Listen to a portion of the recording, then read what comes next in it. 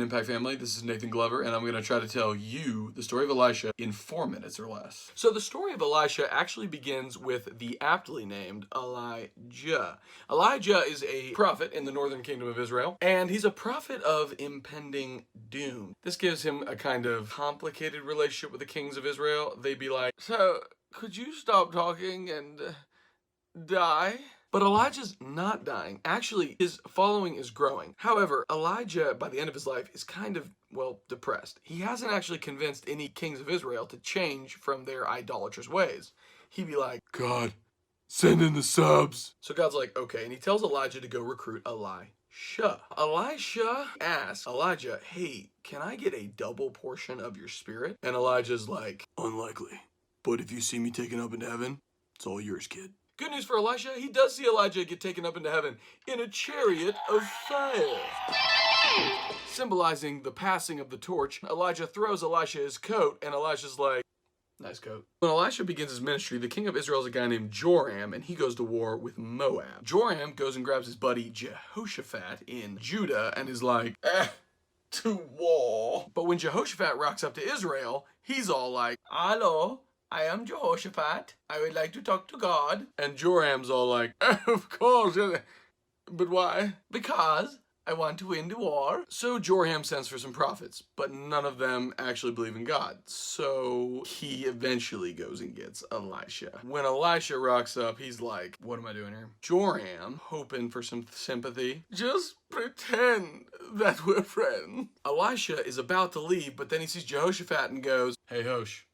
Big fan. And so Elisha decides to stay and helps them by predicting how the battle's gonna go. Indeed, Jehoshaphat and Joram defeat Moab. And this kind of warms Joram up to Elisha a little bit. The king of Aram just starts invading Israel. But it's a total flop because, well, God. Elisha, are you awake? Oh yeah, God, I've just been here weaving some baskets. Good, because the Arameans are coming to take your precious metals. Thanks, Lord. And Elisha would tell Joram what's going on, and the Arameans would lose. But then the king of Aram is all like, the plan was perfect. How does it keep failing? Some dude's like, this guy Elisha, he somehow knows all your plans. The guy's like, take him out. Operation Bald Eagle. The king of Aram sends his army down to Elisha. Bad news, because God's all like, I ain't about to let my prophet die. Ain't nothing to it, G. And Elisha is once again saved. But the king of Aram is persistent. He thinks to himself, you know what we haven't tried yet? Going for the capital. And so he surrounds Samaria with all his soldiers. But it's pretty much the worst time humanly possible to surround Samaria, because guess who was vacationing there at the time? Elisha. So once again, the Arameans are sent packing. So eventually, Elisha does die. And even though he does cool stuff for Israel, he never gets the Israelites to obey God and cease their idolatry. Okay, give me like 1 more minute to tell you why Elisha is so cool. So not only did Elisha do a lot of cool stuff for Israel, he did a lot of cool stuff for Aram as well. And this really complicated his relationship with the king of Israel, because he's like, which side are you on?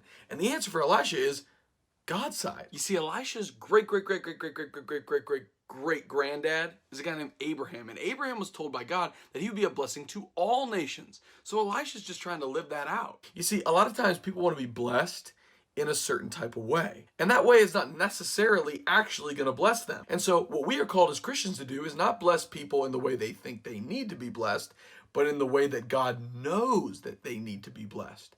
And the way that we do this is by looking to Scripture. And we look to the Scriptures to tell us how we are to bless people. So in your life, look to the Scripture in how you are to relate to the people around you and be a blessing to them. Be the blessing that God created you to be. Peace out. Thanks for watching Urban Impact Online. We're so happy to share all these lessons and materials with you. If you'd like this video, please share it with your friends and family and subscribe to our YouTube channel. And we ask that you consider supporting our work financially as we minister to our community in Pittsburgh and the rest of the world online. Just check out the description below for more details. Thank you, and God bless.